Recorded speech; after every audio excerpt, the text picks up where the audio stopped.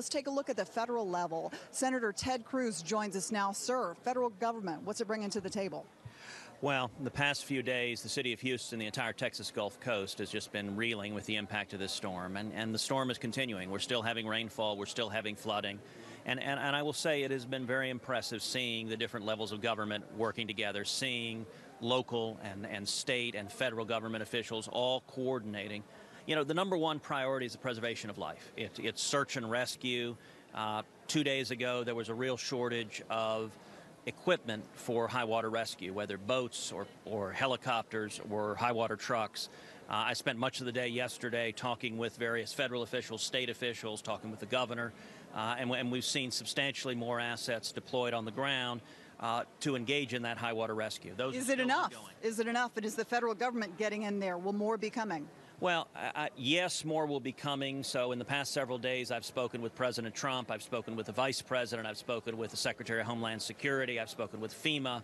I've spoken with Secretary of HHS and the governor multiple times. And what we're hearing consistently is a commitment to provide every resource needed. When I spoke with the president, he just said, Ted, what do you need? What does the state need? The answer is yes. Just a couple of days ago, the president had a cabinet meeting in which he instructed every cabinet agency, lean in, provide every resource needed. That's very much appreciated. The governor's doing a tremendous job leading the state assets, and we're seeing real cooperation across the state dealing with this crisis. I believe Harris Faulkner may have a question for you, Senator Harris. Senator Cruz, thank you so much for giving us the forensics and all the details of what you're doing there on the ground. I know you to be a person of faith, and this is your home, sir. What do you say to your people of Texas and to the rest of the nation right now?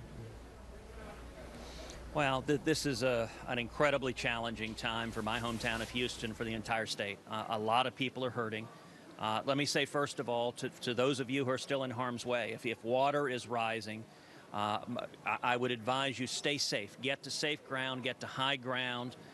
If water is rising, do not go up in your attic unless you have an axe or other equipment to get through the roof. One of the most dangerous things you can do is be trapped in your attic with no way to get out.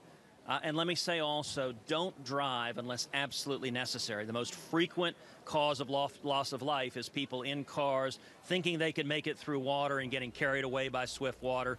Don't jeopardize your life and your family.